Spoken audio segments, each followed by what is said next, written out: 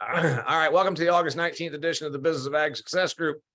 Today, we're talking about environmental stuff and its impact on agriculture. And I think this is something that's going to be a topic we're going to cover probably multiple times. Todd and I have discussed it in the recent podcast. I don't know if any of you listened to it, but we're going to hear more and more about this as time goes on.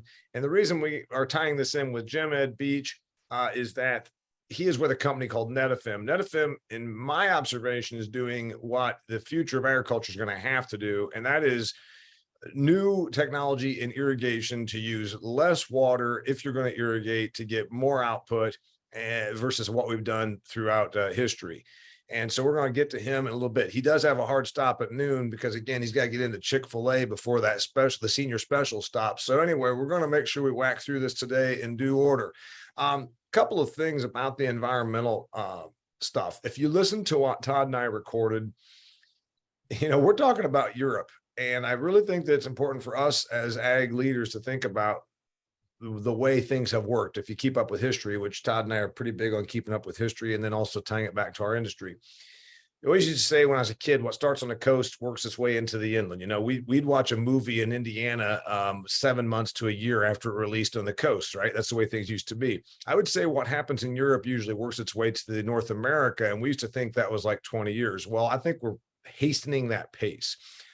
Europe was anti-GMO before we even understood what they were. The anti-GMO movement really took off here about 2010 to 2014. Hell, we'd been using them since 1996, soybeans being the first one.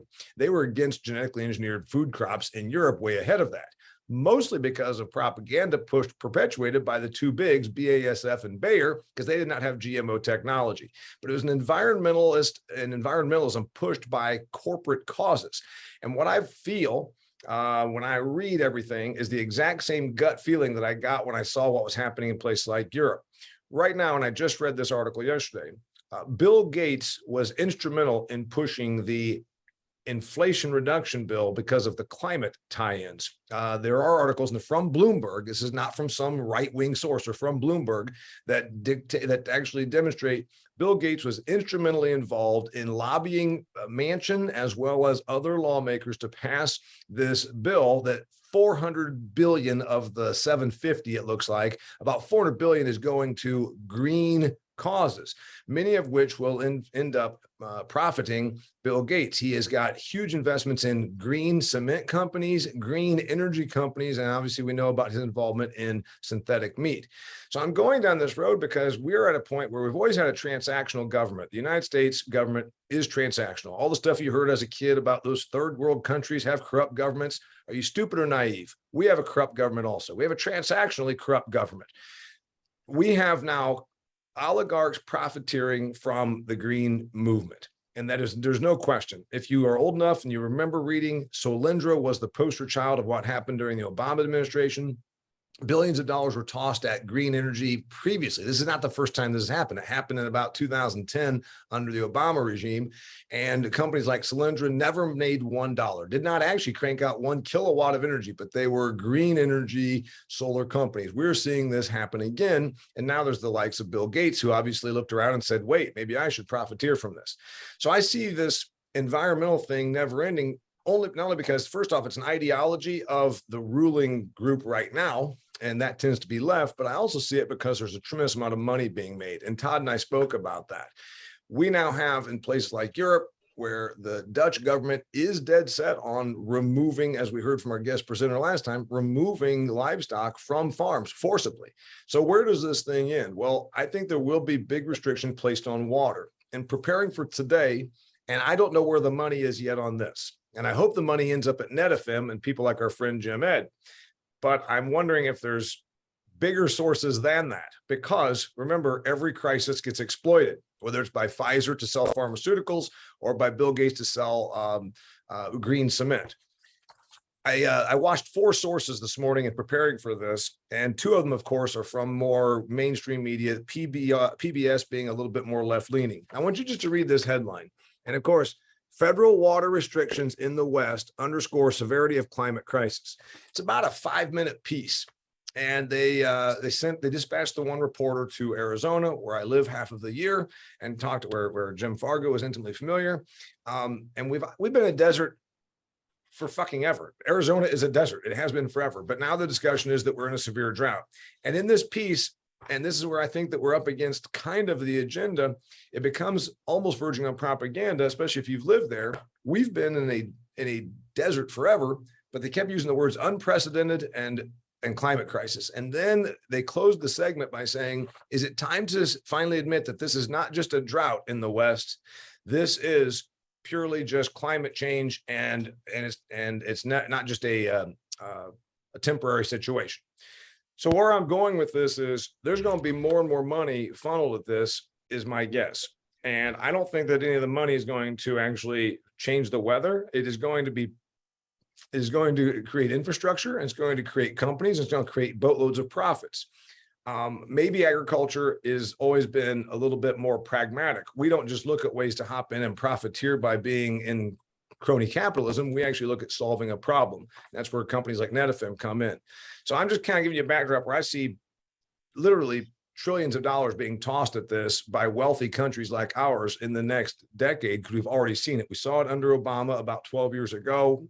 Companies like Solyndra, of course, never actually produced anything, but they got lots of money. We're probably going to see the same thing with this roughly 400 billion of the 750 that's being tossed at climate.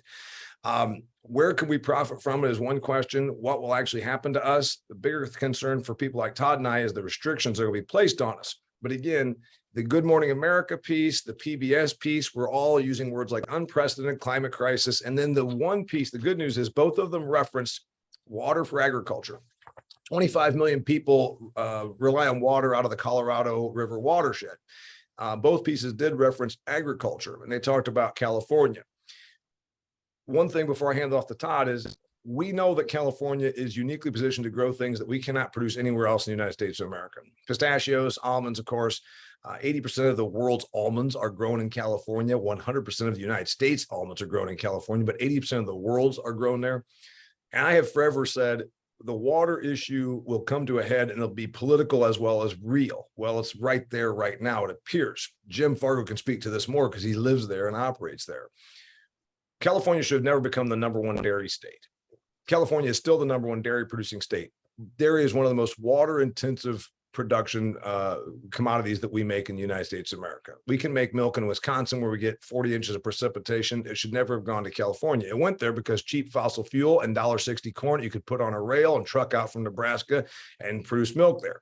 Also, it was a West Coast market, so then you could dehydrate what you didn't consume and you could ship it off to Asia, whatever. It should never have been a milk producing state, certainly not the #1 milk producing state. So these things should change from an economic standpoint, and they kind of are.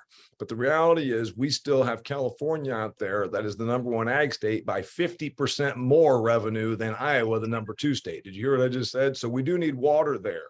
And so where the politics meets the rhetoric meets the actual reality of the economics, I hope that we don't sacrifice California in the interim. And that's why, again, Jim Ed can talk about things that they're doing to reduce water usage.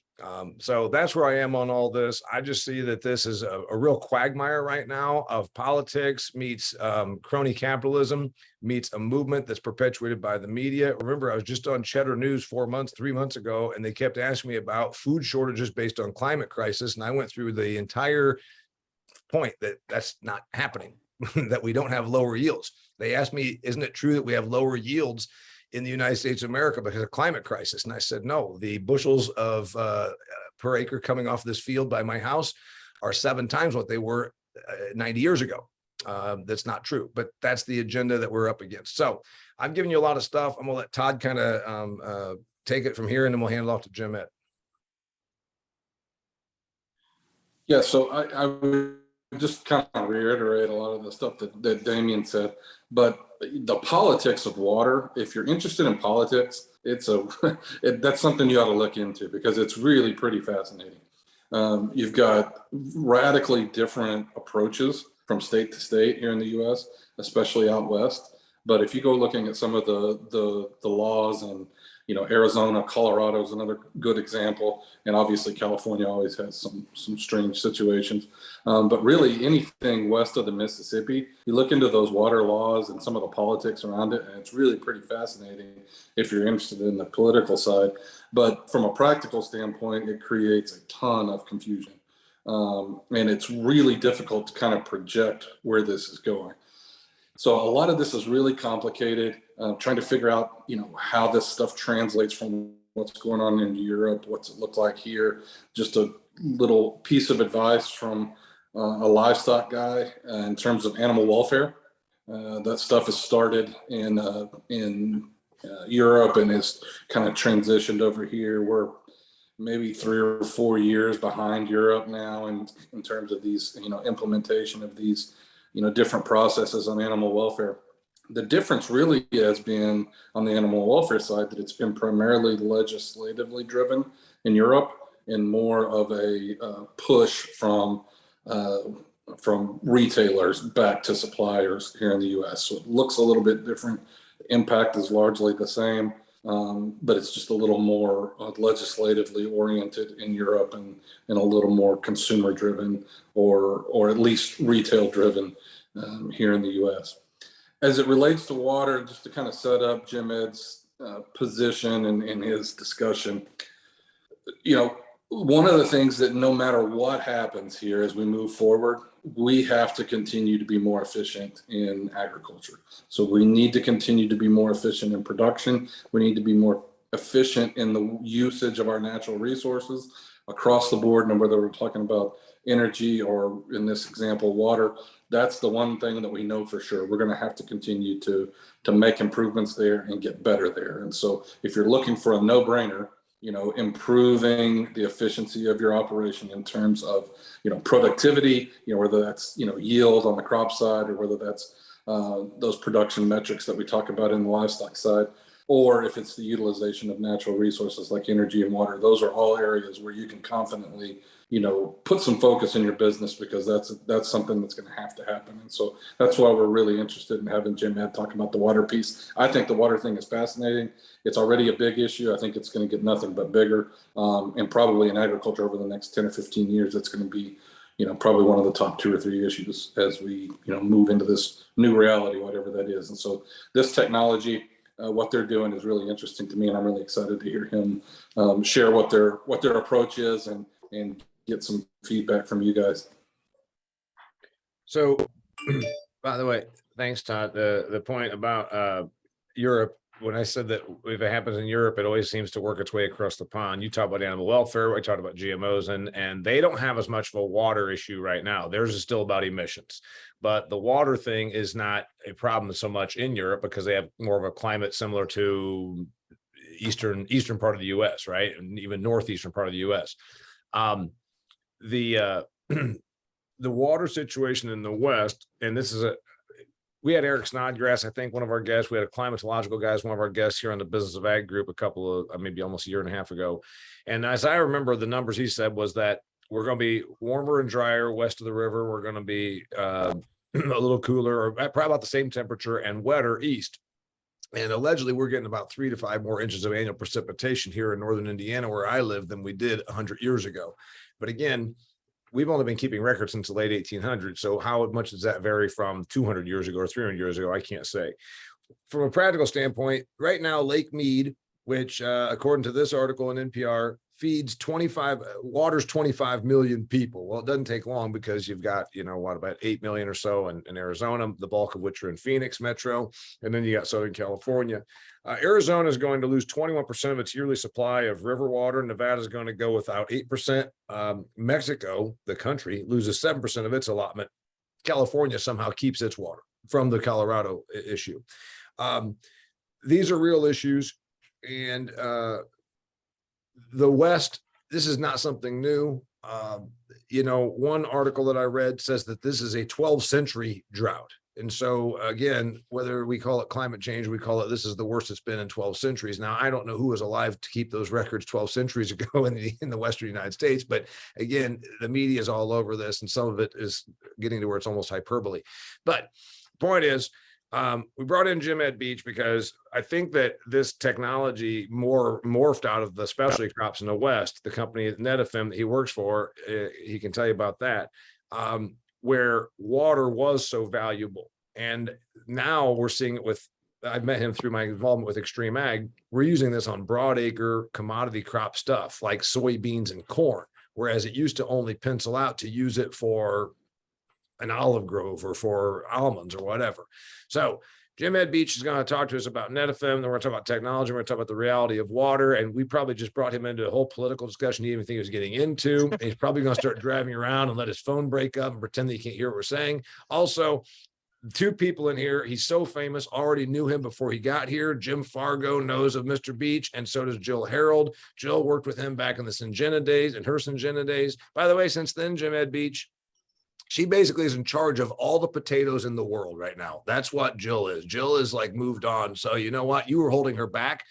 Jim Fargo, by the way, pushing semi-retirement. Like there he is. He's got a beautiful office. He hangs out in Fargo. He drives around. He eats fancy dinners. So anyway, you were holding both of them back, and that's why they're here now. Or maybe they joined the Business of Ag Success Group, and I'm the one that helped them get to their next level. Either way, you should be here. Go ahead, Mr. Beach.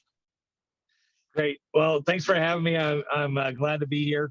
And so I guess first off, I don't know how familiar all of you are with NetFM, so I might give just a little bit of a history lesson as to the origination of NetFM. So the drip technology that we utilize was invented in Israel in the mid '60s, and they were looking for a way to be more efficient with their water and be able to have a more consistent crop.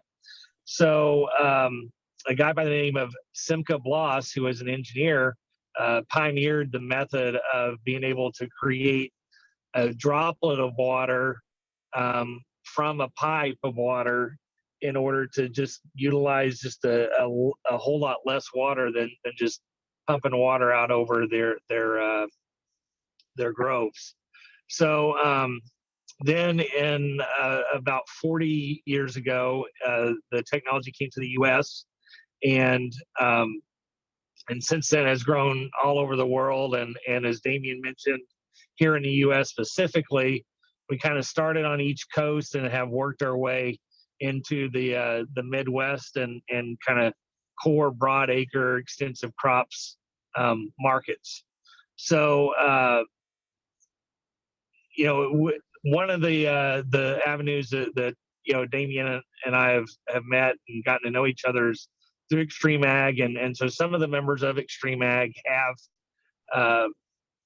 have drip systems on their farms and have seen significant improvements in yield, and it's more so a matter of just the right amount of water and or nutrients at the right times than it is necessarily being able to have water at any time.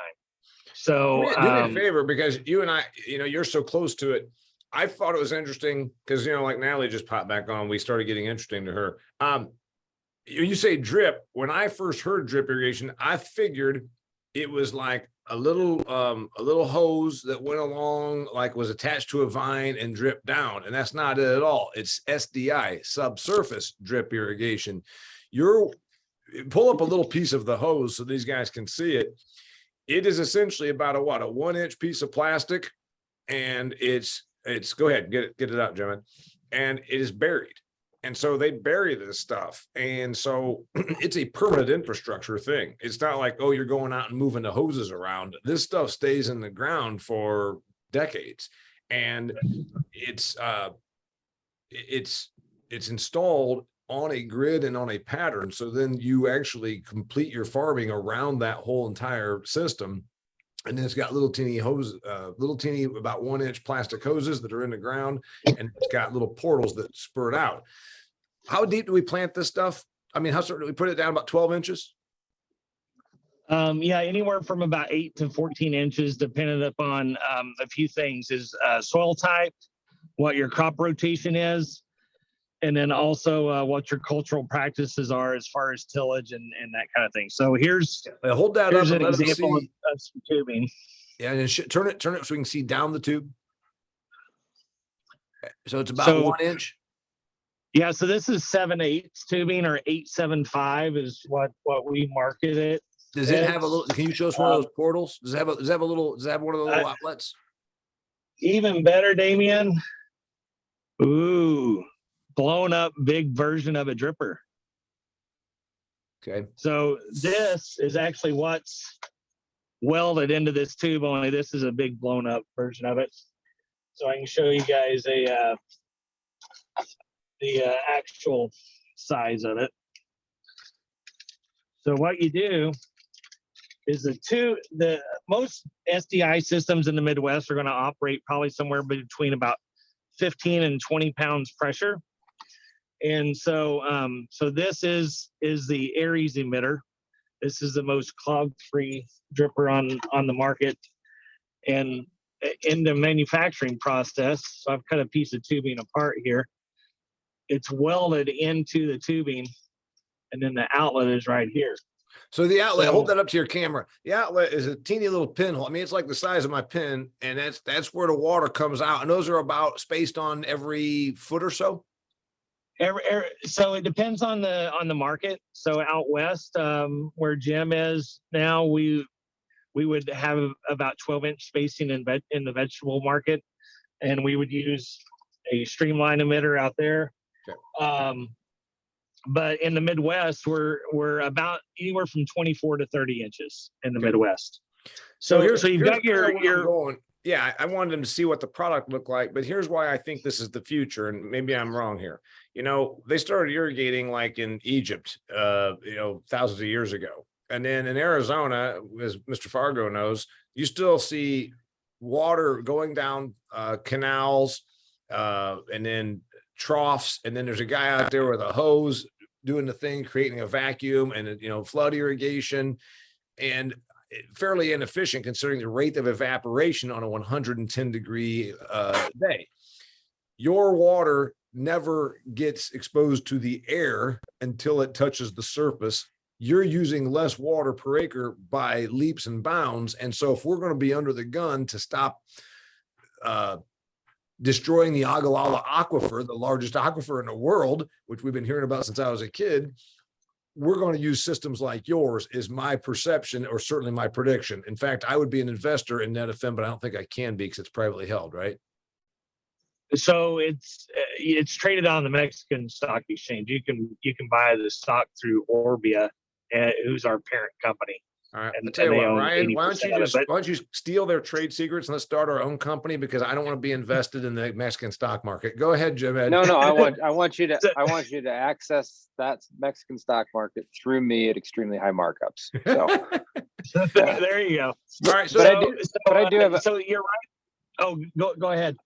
So every time I hear, burying something, I think of clogs. I mean, is this like a leach line that we use to, like, as I'm thinking back on the farm, like when we, clear out the wash tank? I mean, is that what I'm looking at here? Is kind of more of a leach line? Maybe it'd be better to explain a normal installation, maybe do specialty crop installation, then explain how an installation works in broadacre, like you might use even in Nebraska. But here's the thing, real quickly though, just because I wanted to get to that one part about efficiency.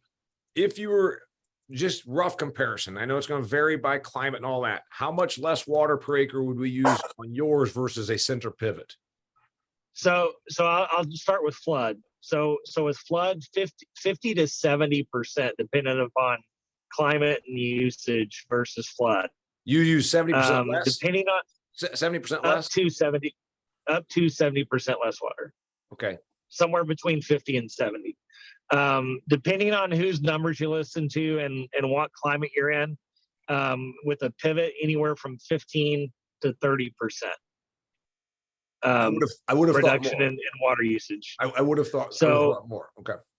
So USDA's done a lot of work out at their Bushland research site down by Amarillo, and they find about 13% only is just evaporative loss, is what they found. So, and then the greater losses is then dependent upon soil type. If you're putting on an inch onto a clay and you're putting it on really fast, and running that sprinkler as fast as you can, then you're probably going to have some runoff because there's, not a high enough infiltration rate for the soil to absorb all that water. Yeah. So So You just said that- typical. Oh, go ahead, Damian. So to clarify those numbers, that you can save 50 to 70% versus from flood to using yours, and then from center pivot, which is more common certainly in where we're talking about broad acre, 30% less using your system, and that's water reduction. But between 15 and 30, yes. Percent. Yeah. Okay. Now explain, if you would, to answer Ryan's thing. I think if you explain how it's installed, because I got to see it. It's going to be harder to not see a visual, but we can probably share some video later with the group. But how is it installed? And then you can get to his answer about plugs and clogs, because that would be an obvious question when you're putting right. So we'll go West Coast first. So or like a specialty crop market. So in the tree specialty crops and permanent tree crops or vine crops, it's going to be a heavy wall tubing. I don't have a sample of heavy wall here with me today, but the material that I was showing you earlier, this is about 15 mils thick. So if you were to take contractor trash bags that are about 2 mils, it's 7 of those thick. Heavy wall tubing is going to be about a 45 mil wall, so significantly thicker and a more rigid tube. And all of those sit, whether it's a thin wall system like this, or even in the specialty crops like lettuce and stuff, we go all the way down to about a 5 mil. So 2 contractor trash bags stacked on one another is the thickness. But all of those, the very first component is filtration. So to answer your question, Ryan, filtration is the heartbeat of a drip system. And so there's different types of filtration. Sand media is a very popular type. So if you guys can imagine like a sand filter on a pool, it's that on steroids, and it's going to be multiple ones of those depending upon the flow rate that's going to the field. And then also disc filtration. So disc filtration still gives you depth filtration like a sand media filter will. So depth filtration means that you're pushing that water through a depth. So the disc filtration are small discs that have a cross-linked pattern on them, and the water gets pushed from the inside of those discs and out to the outside, and then sent out to the field. And then each of those systems has a automatic back flush system that you can either do on time or you can do it on pressure differential. So for instance, if you're doing it on pressure differential, or PD as we will refer to it as, you can measure your pressure on the inlet versus the outlet. And once that pressure gets to be about 7 to 10 PSI difference, it'll trigger automatic back flush, and it'll clean that system itself. And then it'll still be irrigating out in the field, but then it'll dedicate itself 100% back to irrigating once that back flush cycle has occurred. So Jim, real quickly then on specialty crop, let's just go with trees, like you said, because obviously almonds, it's my understanding that we're allowing other crops to, or even land to go fallow out in Mr. Fargo's part of the world to still make it, because almonds are the most profitable per acre. So they're letting other acres sit so they could, because they have allocation of water. So that water is exceedingly important when they're letting $10,000, $30,000 an acre ground sit idle to make sure that they can still retain their allotment of water to go to their almonds. How do they put one of these pipes, one of these little tubes? Because it's not really a pipe. Like I said, you can bend it. It's about like a damn plastic inner tube for a bicycle tire, really is what it reminds me of. Are those going underneath the tree? Are they going between 2 rows of trees? Tell me where they are, how deep they're set, how wide they're set, those kind of things in a specialty crop. So in a lot of those tree crops, they'll do what's called a double line. So they'll have 2 lines laying up near the trunk, running down the row, and a lot of times those will be on top to start with. Once in some cases, once field of pistachios or almonds gets really established, the trees get really established, they might knife in a hose, move those hoses over and knife them in out near the drip line of the tree or the root line. And sometimes they'll continue just to leave them up on top. And then we talk about gallons, or inches, here.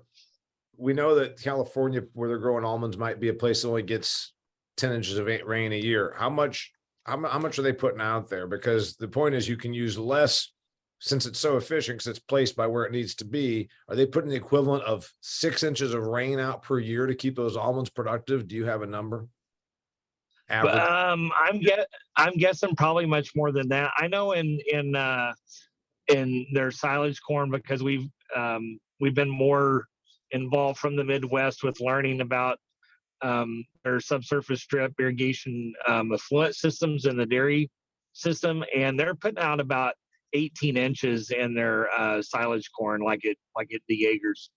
Okay, then let's talk about the install on broad acre where like you use corn. So let's say they're going to put it over corn and soybean acres. The field that I've looked at with my extreme ag was they put it on spacing, and I think it was 12 inches down. So tell us about that. So depending upon your crop rotation, you might want to vary what you do as far as lateral spacing going throughout the field. So most of it, well, when drip started, 30 years ago, 35 years ago, a lot of people were putting it out on 80-inch centers. So every 80 inches is the drip line, and then every 24 inches was an emitter in the drip line. If you've ever dug up a corn plant, I've never seen a corn plant that had roots go 80 inches. No, 80 inches. Yeah, oh yes, correct. 80 inches to join each other. Correct. Ain't gonna happen. But we were dealing with wider row spacings at that time as well.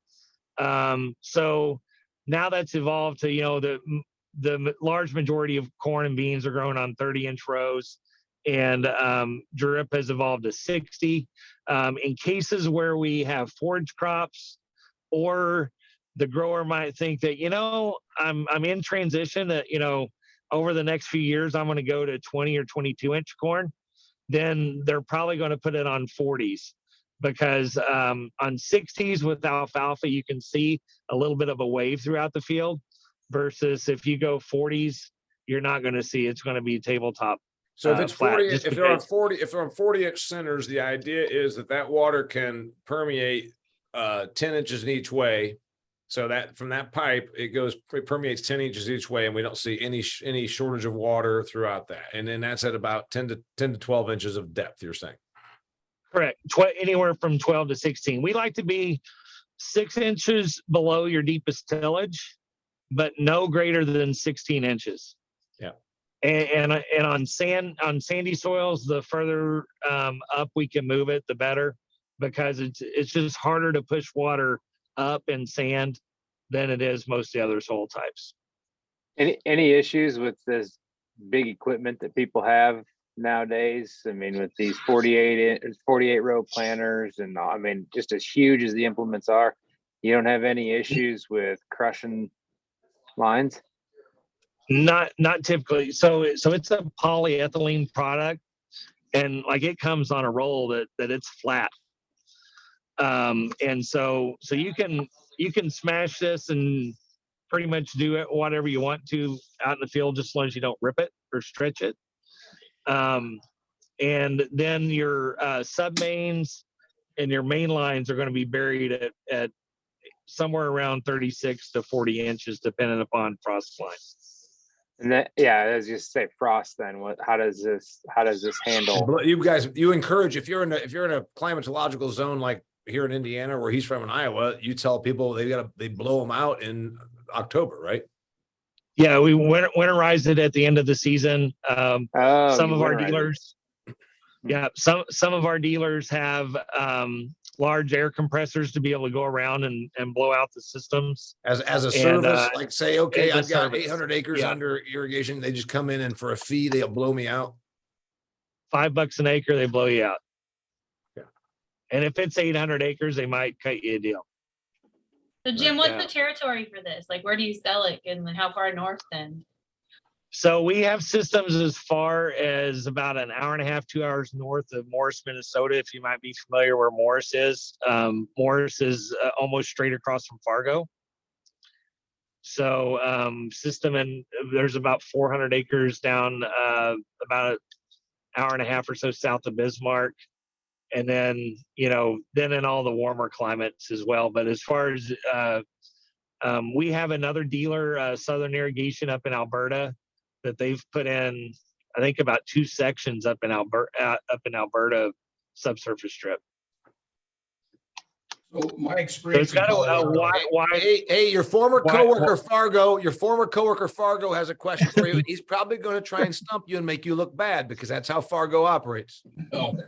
No, this is a no-brainer in California, right? I mean, we got regulated Right. into this. But in places like you just described, those places get rain. How is this more effective for them in cost savings of water management? Can you also talk about how many acres of broadacre crop you have this on today?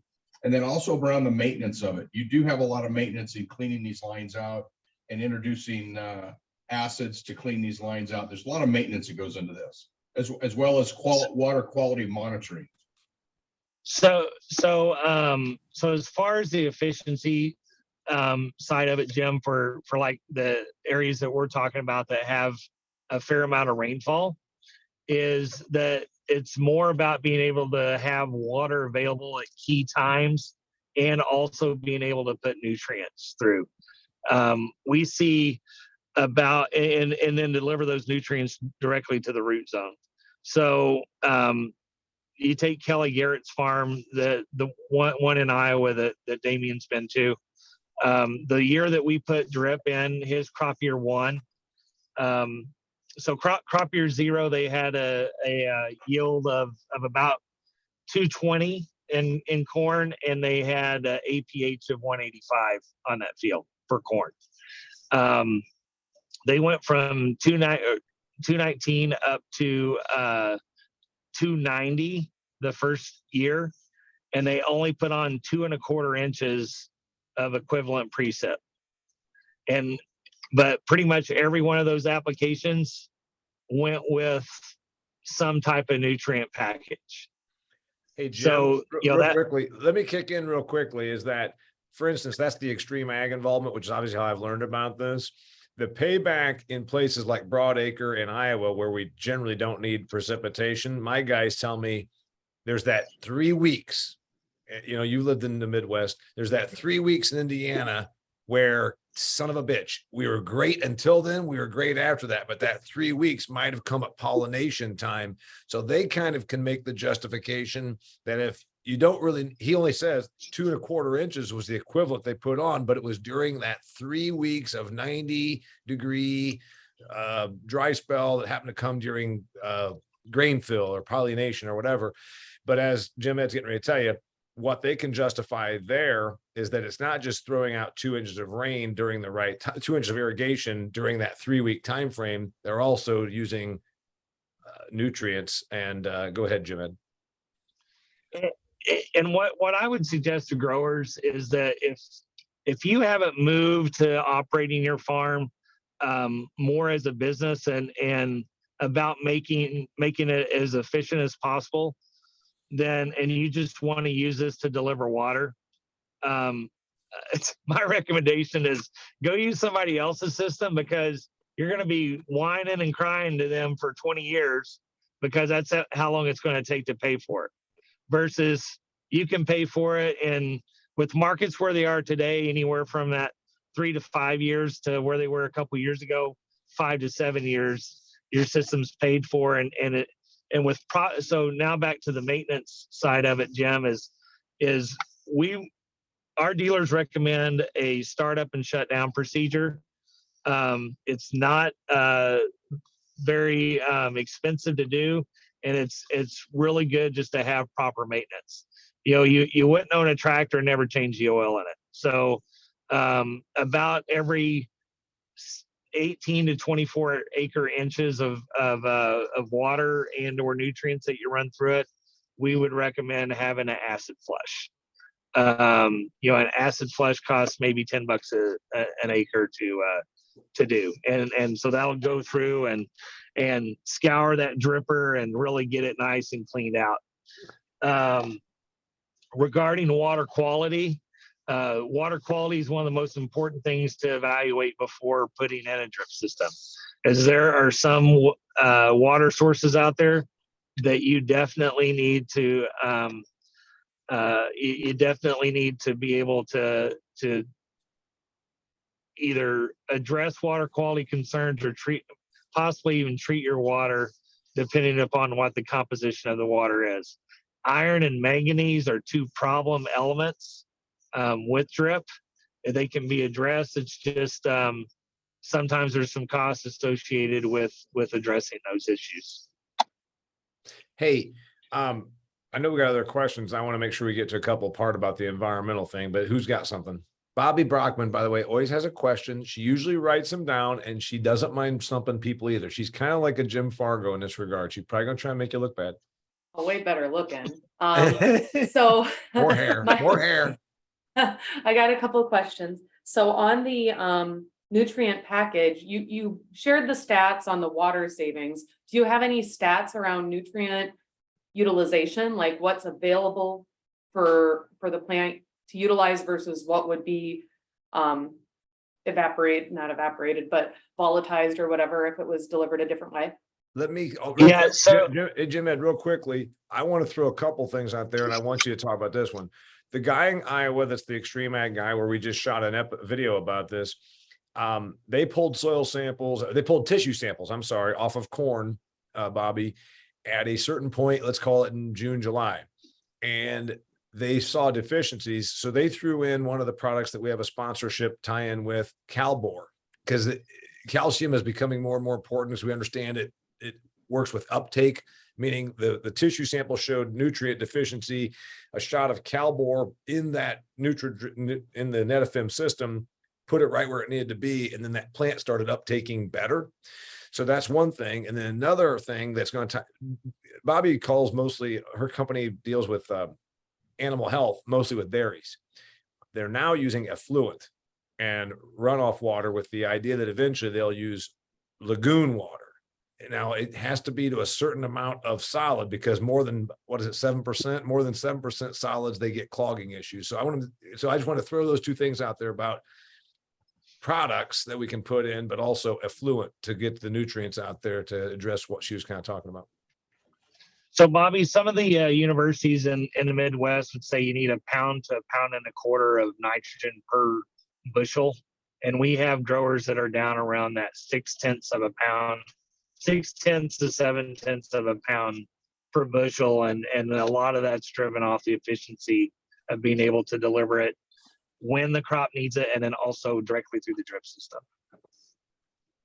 Okay, so I got a question on that, when the plant needs it. Do you have any sensors built in to determine when it needs it, or is that still on the onus of the producer to figure that out? So that goes back to what Damian was talking about as far as doing tissue samples. So we've gotten quite a large group of almost 100 growers now that are they're doing weekly or biweekly tissue samples once the crop reaches V4. And so then what that crop needs is what you can put out then through your drip system. Say again, when are they're doing those weekly or biweekly tissue samples up till when? Yeah, from V4 up to tassel. Okay. And my last question, what's the longest running system you have out there? How many years consecutively? 37 years. But that's in California. No, that's the one I know of in the Midwest, actually. So that's probably, is that kind of an outlier? I mean, that seems like 20 years wouldn't surprise me. 40 years would seem like it's an awfully long time to have a piece of plastic in the ground still working. What do you think is reasonable? What do you tell customers is realistic? Well, with proper maintenance, 30 to 35 years with proper maintenance. And Jim, I forgot, I didn't answer your question about acres. So if you look Central Plains up through the Midwest, there's probably like there's 600,000 acres of drip in the Texas Panhandle that's all cotton. And then there's probably another 100,000 that's spattered across the Midwest. So there's not very much. One thing that I think could help, and NetFM hired me to be on to help them with a panel at one of their field days this summer about this effluent. And we had dairy and hogs. I think, again, let's talk about the environmental thing. I see a couple things. First off, you brought up the nitrogen thing to Bobby's question. In the last month of my ag involvement, I've heard the word nitrogen and nitrous oxide like 14 times. I had never, honest to God, heard it talked about so much as a pollution, as an emission, as a problem. And you just used a great illustration. You think that if the land grant university's research says we need 1 to 1.1 pounds of nitrogen per unit of corn, or a unit per bushel of corn, because of this efficiency, can bring it down to 0.6 and get the same yield. Maybe this is a means to an end of reducing nitrogen, which is going to be, I'm thinking it's right there with all the articles that we're going to be under the gun. Nitrogen's the big one in the Netherlands that they are using as the poster child to drive this agenda. So I would say in general, at the end of the day, growers do not reduce their nitrogen use. They reduce the nitrogen requirement per bushel produced. However, they want to maximize yield. I mean, the guy in Iowa that you work with, he's not looking for less bushels, is he? No. And by the way, there's another good example, though. We just talked about it. You know what? What's Todd's big point all the time? Efficiency drives environmental achievement.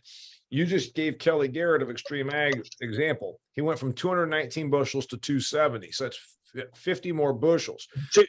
290. Oh, I'm sorry. So do 70 bushels. Just real quickly, do 70 bushels with roughly the same amount of nutrients, or a little bit more, but still at $6, there's $420. You told me I should never plan on spending more than about $2,000 an acre to install one of your systems. Is that still a real number? 1,500 on the inside?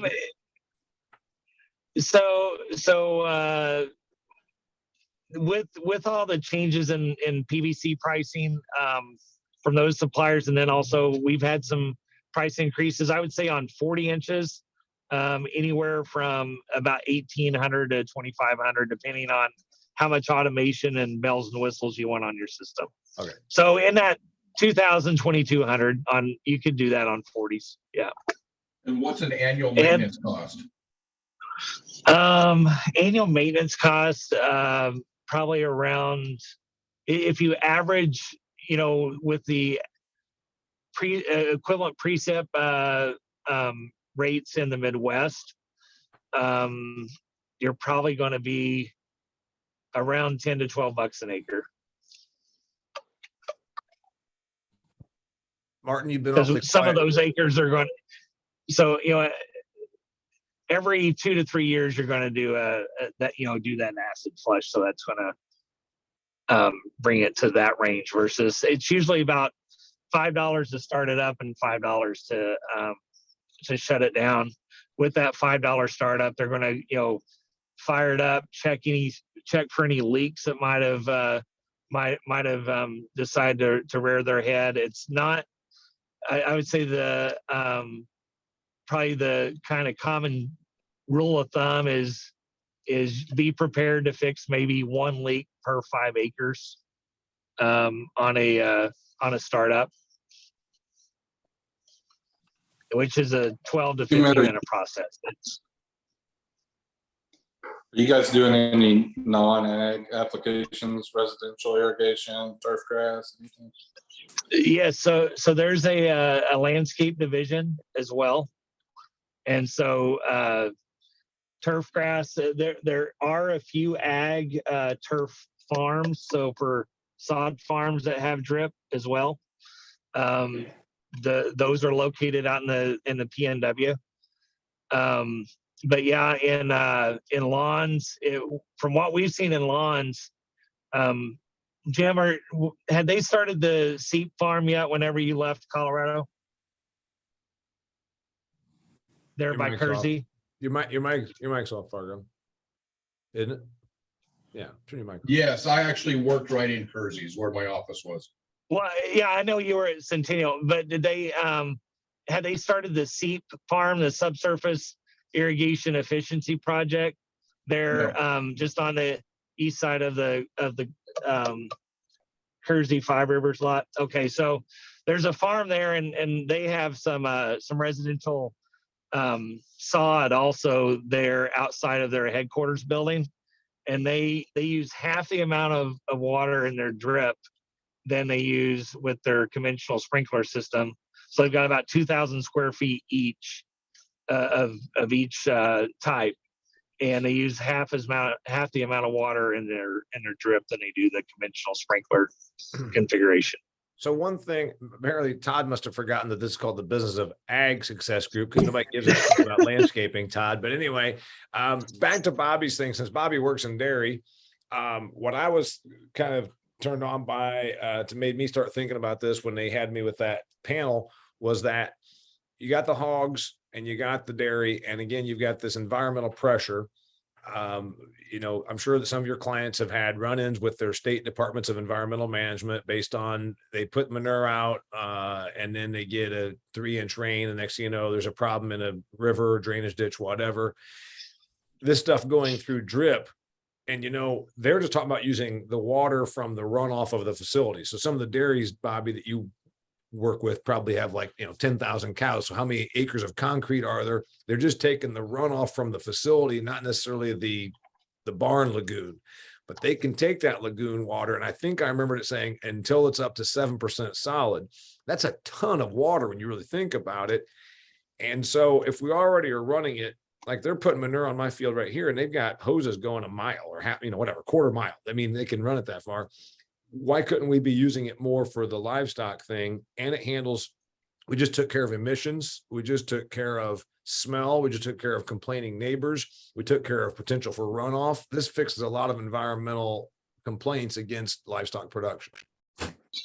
Yeah, so we've been working in that effluent space for about 7 years, starting in California with the dairy. And then also we have a swine system that's been in place at Oklahoma State University for about 15 years now. And both of those utilize external multi-stage lagoons. And so we've got that process pretty well figured out now.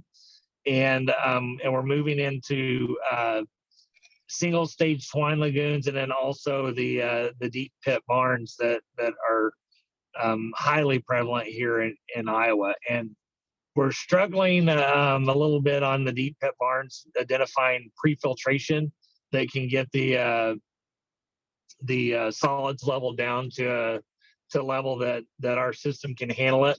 But we've been utilizing, now we're in crop year 3 in Minnesota with a very large 100,000 head plus dairy operation that, yes, as you mentioned, Damian, they started out using their feed pad runoff. So in Minnesota, you're required to capture any water that comes onto the facility that runs off, whether it be liquid out of the silage pit or rainwater that falls onto the facility and then runs off. You need to collect all that. And so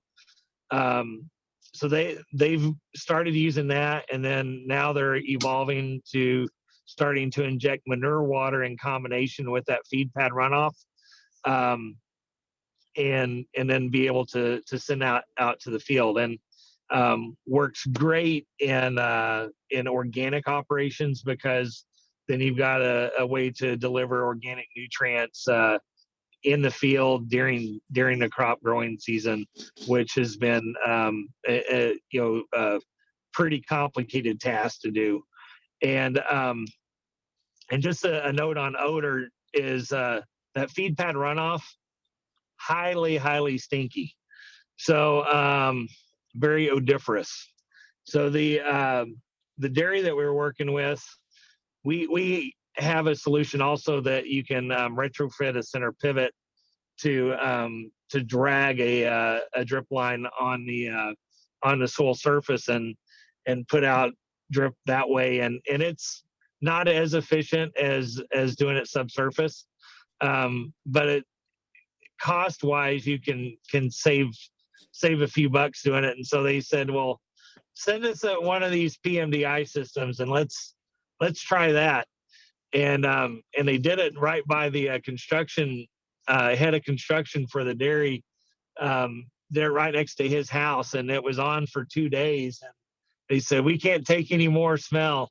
So they now have, and 2 days later, they ripped off the PMDI system and then put in subsurface drip. So, and of course, there's no odor with the drip. And so we're really looking at this effluent system also in the Southeast, where there's been nuisance lawsuits and stuff like that in the tens of millions of dollars against swine operations, and so they can justify putting these systems in, especially in sensitive areas.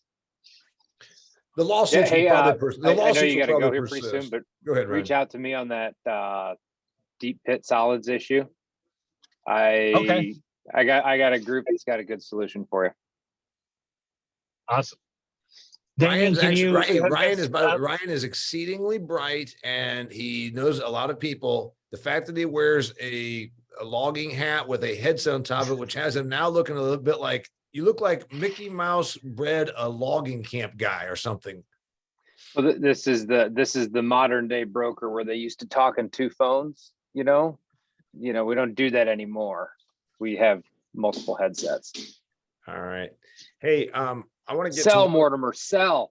I want to get to one more environmental thing, but before I do that, I want to go around here. Martin's been very quiet. Martin's hanging out in a hotel room now in somewhere in North Dakota, probably selling some overpriced farm ground. Martin, you got anything for us? I'm good. I'm just hanging out in Dickinson. I got one environmental thing for you. And I don't know if this is already happening. Obviously, like, these systems are much more prevalent in the West, as Fargo talked about, but the Environmental Quality Improvement Program, whatever it's called, EQIP, through the USDA, Right. They've given me some money for erosion control, where I put in wascobs and catch pipes and all that stuff. And I'm not big on going and getting money, but I guess if they have these stupid programs, do it. And then there were certain compliance things. I had to do cover cropping, alfalfa, whatever. Wouldn't it make complete sense? Arizona is going to get 21% less water, according to this article, beginning like immediately. Yuma produces something like 80% of the country's lettuce. Maybe they're already in maybe they already use subsurface drip. Wouldn't it be sensible that EQIP pays for anybody who's still using flood or trench or whatever the hell they call these things to switch over to subsurface drip and do it through an EQIP program? We accomplish then the environmentalism and we get rid of the water waste, etc. Is it happening now? Is there EQIP programs that pay for folks to switch over and to go to subsurface? Yes. So in California specifically, there's $2,800 an acre available for dairies to put in SDIE systems. Is there up to a certain amount? No, it's a flat reimbursement, $2,800 an acre. There is a finite pool of money.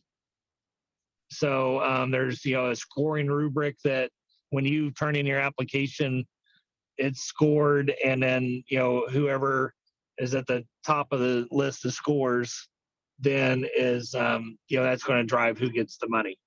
In other states, there is definitely EQIP money for it's called irrigation efficiency programs.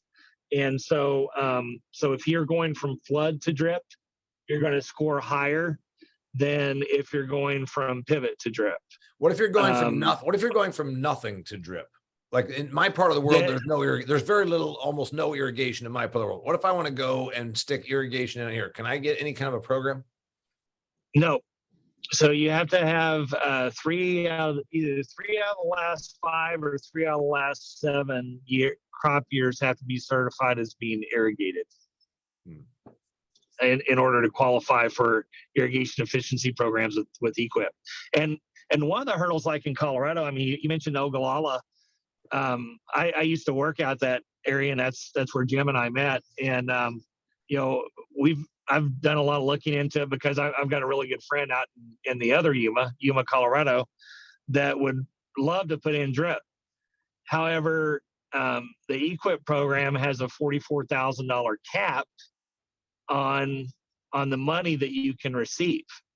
So essentially so they have a really good reimbursement rate, and because they're in the Ogallala, you can get up to $1,300 an acre for acres going from pivot to drip.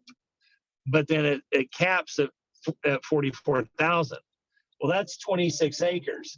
I don't know any farmer that's going to have, a 128 acre pivot and go, okay, well, yeah, I can get this on 26 acres. So I'm only putting 26 acres in. I mean, that's not going to happen. And then the other difficulty in at least in Colorado is you can, a lot of those fields were flood irrigated to start with, and then were converted to pivot. So they were 160s, and then their allotment went down to 128. If you have a field like that, you can go back up to 160. But if it was originally put in as a 128 as a quarter section pivot, then you can't ever grow the acres. So the most acres that you can irrigate with drip on that same field is going to be 128. Yeah. Versus if it was originally allocated at 160, you can apportion to go back to that. Well, you just pointed out 2 colossal problems. One is that if 160 or 128, but then also the cap at $44,000 is a spit in the wind. I mean, now all of a sudden it's like, well, until there's a real economic incentive, I'm just going to continue to do center pivots on this one. I'll get my 128 out of 160 quarter section. Ian has a question. Ian, you don't have to type it in. Todd Thurman typed in that he was leaving. He didn't want to interrupt us. Yeah. Ian, you can talk. Yeah, no, I just thought, similar to if there's going to be regulations coming, right? Similar to there might be regulations coming that there have been in the past on carbon uses. And we're seeing the Microsofts, Amazons, FedExes of the world buying people that pull in carbon back out of the environment. Could we see the similar thing here where if you as a farmer can prove and show that you're saving X amount of gallons per water, are you able to sell those as water credits the way you might be able to sell carbon credits in the future? Do we see that coming in the industry? I'm not for sure familiar with that, but so the farm that I mentioned to Jim earlier, the subsurface irrigation efficiency project. So in Colorado, you're able to sell and or lease your senior water right. And so there's been a lot of farms along the Front Range of Colorado that have sold or leased their water to different municipalities. And so what that farm was set up to do is seeing if, so then there are what are called junior water rights, and seeing if there was enough water available with those junior water rights to economically, to keep that farm economically viable to operate as an agricultural operation versus just have it go fallow as like they were mentioning as far as, some of the farms out in California doing and then reapportioning that water over to another farm. Hey, Damian, in the report that you read, when each of these states are being cut by a percentage, we're having this conversation around the fact that we think agriculture should cut more water use. There aren't many farmers who aren't efficient with their water today.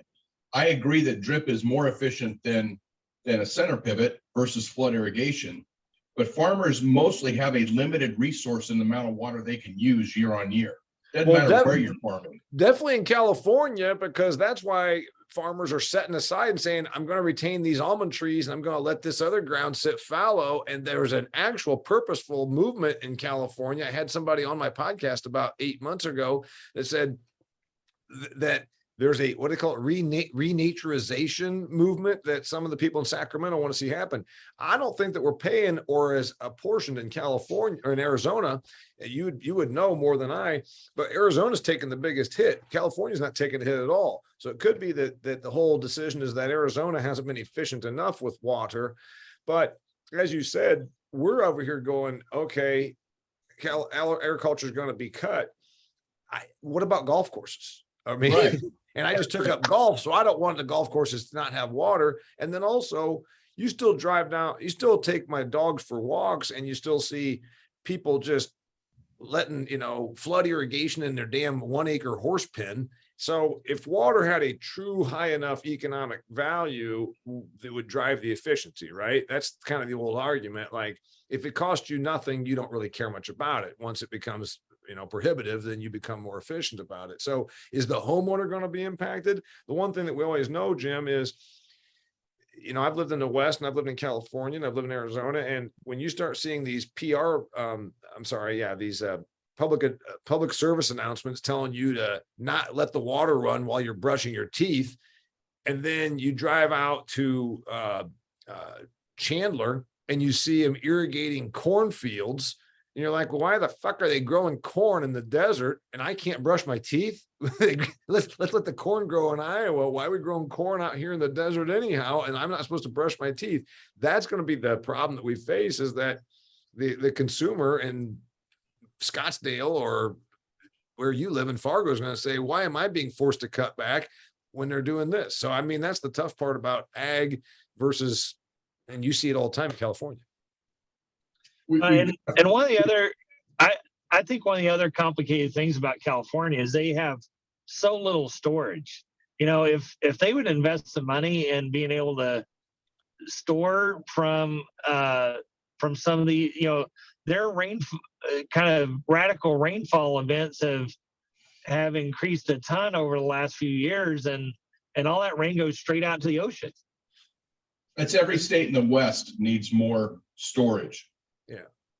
Hasn't that been an argument? By the way, Arizona does have, Phoenix still has great big reservoirs. And we've been getting rain down there. So I have a feeling that they're in better shape than some of the other areas. But that's been a political argument for like 40 years, hasn't it been? That the environmentalists don't want to have more reservoirs and they don't want to have more capacity storage. And then the business crowd and the ag crowd does.